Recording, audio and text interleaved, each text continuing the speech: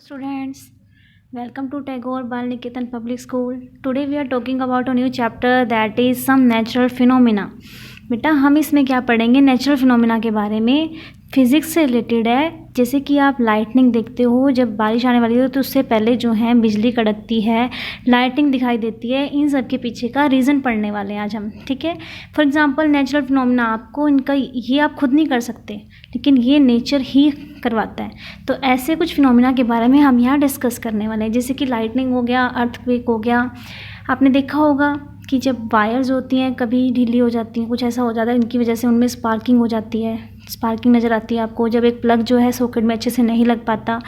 तो आप कई बार स्काई में देखते हो लाइट की फ्लैशेस होती हैं, जब रेन आनी होती है, तूफान आना होता है। ये सारी जो प्रोसेस होती है उनको हम क्या बोलते हैं?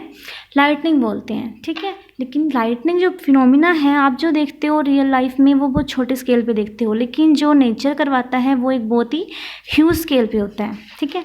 लाइटनिंग क्यों होती है? जब क्योंकि इलेक्ट्रिक बेटा चार्ज होता है, इलेक्ट्रिक चार्ज। इसके बारे में अभी आपको डिटेल में बताती हूँ कि इलेक्ट्रिक चार्ज किस तरह से पैदा होता है। वो क्लाउड से पैदा होता है और फिर एक क्लाउड से दूसरे क्लाउड में चला जाता है वो चार्ज। जब वो दूसरे चार्ज में जाएगा, दूसरे क्लाउड में जाता है, जिसकी वजह से लाइटनिंग जो होती है पैदा होती है, ठीक है। तो सबसे पहले हम बात करते हैं स्टैटिक इलेक्ट्रिसिटी की। स्टैटिक का मतलब होता है जो चीज़ रुकी हुई है, दैट मीन्स मूव नहीं कर रही है। तो इलेक्ट्रिसिटी, वो इलेक्ट्रिसिटी जो मूव ना करे, उस इलेक्ट्रिसिटी को हम क्या बोलेंगे? स्टैटिक इलेक्ट्रिसिटी बोलेंगे, ठीक है। दैट मीन्स स्टेशनरी चार्जेस जो रुके हुए हैं।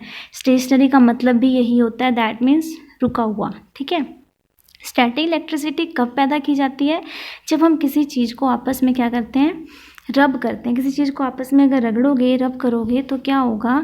उनके जो हर ऑब्जेक्ट जो है ना, उसके अंदर चार्ज होता ही होता है। हर चीज़ जो है, जो भी मैटर है, आपने प्रीवियस क्लासेस में मैटर के बारे में पढ़ा है। जो मैटर होते हैं वो किससे मिलके बने होते हैं? एटम से मिलके बने होते हैं। और उन एटम्स के पास चार्जेस होते हैं, मतलब पॉजिटिव चार्ज भी होता है और नेगेटिव चार्ज भी होता है। पॉजिटिव चार्ज को हम क्या बोलते हैं? प्रोटॉन बोलते हैं, और नेगेटिव चार्ज को इलेक्ट्रॉन बोलते हैं। तो हर एक चीज़ जो है वो पॉजिटिव और नेगेटिव चार्ज से मिलके बनी है। और जब हम किसी चीज़ को रब करते हैं तो इससे क्या होता है? उनका यही चार्ज पॉजिटिव और नेगेटिव जो हैं आपस में एक दूसरे से एक्सचेंज करते हैं। वो एक्सचेंज करेंगे तो उनके बीच में क्या होगा? इलेक्ट्रिसिटी पैदा हो जाती है। उसी इलेक्ट्रिसिटी को हम क्या बोलते हैं? स्टैटिक इलेक्ट्रिसिटी बोलते हैं, ठीक है। इलेक्ट्रॉन्स जो हैं वो मूव करते हैं, नेगेटिव चार्ज मूव करता है क्योंकि प्रोटॉन जो होते हैं वो कहाँ होते हैं? वो न्यूक्लियस के अंदर होते हैं, वो मूव नहीं कर पाते। सिर्फ एक इलेक्ट्रॉन्स ऐसे हैं जो एक जगह से दूसरी जगह जो है ट्रांसफ़र होते हैं, ठीक है। तो इलेक्ट्रिसिटी का रीज़न यही है कि किसी चीज़ को इलेक्ट्रॉन मिल जाते हैं और किसी चीज़ को इलेक्ट्रॉन लूज़ हो जाते हैं, ठीक है। तो इस तरह से इलेक्ट्रिसिटी पैदा हो जाती है। फॉर एग्जांपल, कोई यहाँ पे एग्जांपल लिया इन्होंने, रेणुका जो है वो अपने हेयर कॉम करती है, तो वो देखती है उसके हेयर से कुछ इलेक्ट्रॉन सेपरेट हो गए। अगर वो उस नेगेटिव चार्ज को कोई पॉजिटिव चार्ज बॉडी के आसपास लेके आएगी तो वो चीज़ उसकी तरफ अट्रैक्ट हो जाएगी, ठीक है, कॉम की तरफ, क्योंकि कॉम में कौन सा चार्ज आ चुका है? नेगेटिव चार्ज आ गया, इलेक्ट्रॉन्स आ गए हैं। और वो अगर किसी चीज़ की तरफ लेके जाती है तो वो उसकी तरफ अट्रैक्शन शो करती है, ठीक है। पॉजिटिव और नेगेटिव चार्ज हमेशा क्या शो करते हैं? अट्रैक्शन शो करते हैं। अगर जो है इलेक्ट्रॉन्स जो हैं ज़्यादा मूव करेंगे तो उतना ही ज़्यादा क्या पैदा होगी? वहाँ से इलेक्ट्रॉन्स का फ्लो उतना ही ज़्यादा होगा, जितना ज़्यादा इलेक्ट्रॉन्स का मूव होगा, ठीक है। तो यहाँ से हम ये कंक्लूड करते हैं कि अगर बॉडी जो है चार्ज हुई है, वो कैसे हुई है? जब हम उसे रब किया किसी चीज़ के साथ, तो वो जो बॉडी है वो चार्ज हो जाती है। और हमेशा ही एक चार्ज बॉडी अनचार्ज बॉडी को अट्रैक्ट करती है, ठीक है। दोनों ही बॉडीज़ क्या होनी चाहिए? चार्जेस नहीं होनी चाहिए। एक बॉडी चार्ज होनी चाहिए, दूसरी बॉडी अनचार्ज होनी चाहिए, तभी वो एक दूसरे को अट्रैक्ट कर पाएगी। और ऐसे जैसे मैग्नेट के अंदर होता है, लाइक चार्जेस क्या करते हैं? रिपेल करते हैं, और अनलाइक चार्जेस क्या करते हैं? अट्रैक्ट करते हैं। तो यहाँ भी सेम है। अगर लाइक चार्जेस हैं, लाइक चार्जेस मीन्स या तो पॉजिटिव चार्ज है या नेगेटिव चार्ज है, तो वो आपस में एक दूसरे की तरफ अट्रैक्ट नहीं होंगे। लेकिन अगर एक पॉजिटिव है और एक नेगेटिव है, अगर ऐसा है तो चार्जेस होते हैं वो क्या करते हैं? एक दूसरे को अट्रैक्ट करेंगे, ठीक है। फॉर एग्जांपल यहाँ पे इन्होंने एक्टिविटी ली है, 2 बैलून लिए, उनको लटका दिया, आपस में वो टच नहीं कर रहे हैं एक दूसरे को। फिर हमने क्या किया? एक बैलून को क्या कर दिया? रब कर दिया वुलन क्लॉथ के साथ। वुलन क्लॉथ से रब करने से बाद क्या हुआ? उसमें चार्ज पैदा कर दिया। अब उसमें चार्ज पैदा करने की वजह से क्या होगा, वो फेक बैलून जो है दूसरे बैलून को अट्रैक्ट करेगा अपनी तरफ, क्योंकि एक बॉडी होगी है चार्ज और दूसरी बॉडी होगी है अनचार्ज। ठीक है, उसके बाद इसमें प्रिकॉशंस कह रहा है वो कुछ कि आप जो है बैलून या फिर कोई भी चीज़ जो चार्ज वाली है उसको आप टच नहीं करोगे, अदरवाइज़ क्या होगा, वो चार्ज ख़त्म हो जाएगा उसका, क्योंकि आपसे टच करके वो अर्थ में चला जाता है। ठीक है, क्योंकि आप जो हो वो इलेक्ट्रिसिटी के कंडक्टर होते हो, क्योंकि आप चार्ज को फ्लो करने वाले हो, आप में चार्ज आ जाएगा और आपसे वो अर्थ में चला जाएगा, तो वो बैलून जब चार्ज नहीं रहेगा। ठीक है, तो अब जब कभी आप ऐसे कोई एक्टिविटी करने की कोशिश करोगे तो आप उसको उसी जगह से टच नहीं करोगे।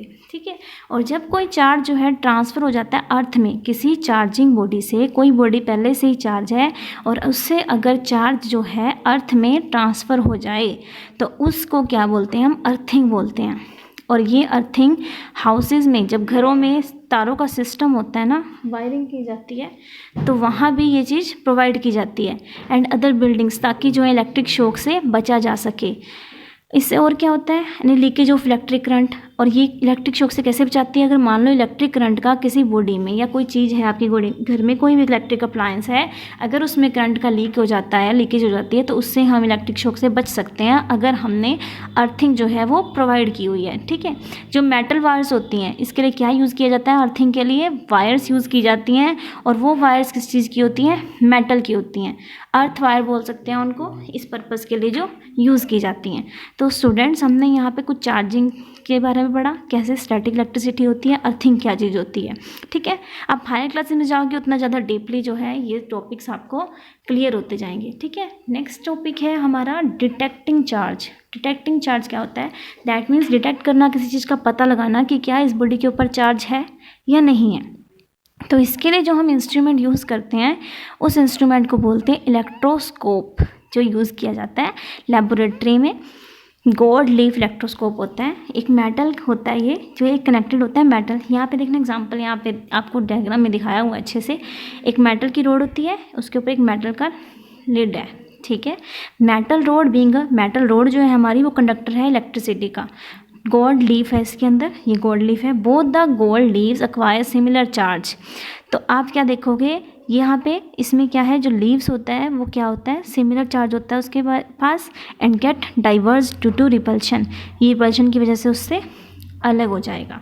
ठीक है, जब हम किसी चीज़ को, चार्ज पार्टिकल को उसके ऊपर लेके आएंगे, देखना यहाँ पे हमने क्या किया, एक चार्ज पार्टिकल को उसके ऊपर लेके आए हैं, हमने इसको रब करवाया होगा किसी चीज़ के साथ, तो हमने ये चेक करना है कि इसके पास चार्ज है या नहीं। जब हम इसको इसके पास रखेंगे तो ये जो हमारा गोल्ड लीफ है ये उससे परे हट जाएगा, कि मतलब इसके ऊपर जो चार्ज है वही चार्ज इसके ऊपर है। तो आपको पता है जो लाइक चार्जेस होते हैं, नेगेटिव नेगेटिव है, तो वो उससे दूर हटने की कोशिश करेगा। ये हम पहले ही ऐसी पार्टिकल रखते हैं, इसके ऊपर नेगेटिव चार्ज होता है, गोल्ड लीफ हमेशा ही चार्ज पार्टिकल होगा और वो नेगेटिव चार्ज होगा। ठीक है, तो जब हम इसको किसी भी पार्टिकल को जो चार्ज है पता लगाना है, अगर हम इसको पास लेके आते हैं, अगर ये दूर हो जाती है तो दैट मीन्स वो उसके पास वो चार्ज पार्टिकल है था। अगर ये एज इट इज़ ऐसे ही रहता है, हमारी चीज़ रखने के बाद भी अगर उसमें कोई मूवमेंट नहीं होती है, दैट मीन्स वो चीज़ जो है हमारी अनचार्ज है। ठीक है, इस तरह से जो है हम डिटेक्ट कर पाते हैं, दैट मीन्स पता लगा पाते हैं। आपको यहाँ इंस्ट्रूमेंट का नाम याद रखना है कि कौन सा इंस्ट्रूमेंट आप यूज़ करते हो चार्ज को डिटेक्ट करने के लिए, that is electroscope. Next topic here is lightning. यहाँ जो है हम अब लाइटनिंग के बारे में बात करेंगे, लेकिन अभी फ़िलहाल हम थोड़ा बहुत बताती हूँ आपको, एक्सप्लेनेशन आपको नेक्स्ट वीडियो में मिलेगा इसका। रेनी सीज़न में क्या होता है, आपने देखा होगा क्लाउड्स जो है अभी साउंड करते हैं, लाउड साउंड प्रोड्यूस होती है, उसको हम क्या बोलते हैं, थंडर बोलते हैं। ठीक है, आप लाइटनिंग भी देखते हो कि लाइटनिंग हो रही है क्लाउड्स में, उसको हम लाइटनिंग बोलते हैं। ठीक है, ये क्यों होता है, क्योंकि वहाँ पे क्या होता है, इलेक्ट्रिक स्पार्क होता है स्काई में। जो इलेक्ट्रिक नेचर होता है लाइटनिंग का, वो किसने बताया था, इसको एक्सप्लेन किसने किया था, आपको साइंटिस्ट का नेम लर्न करना है, that is Benjamin Franklin. Benjamin Franklin ने फर्स्ट टाइम इसको एस्टेब्लिश किया था, जिसने इसके बारे में एक्सप्लेनेशन दी थी। ठीक है, तो स्टूडेंट्स आज ये वीडियो हम यहीं तक रखते हैं, आपको लाइटनिंग प्रोसेस नेक्स्ट वीडियो में कंटिन्यू करेंगे। होप सो आपको static electricity and detecting charge topic अच्छे से समझ आया होगा। Okay, thank you students, have a nice day.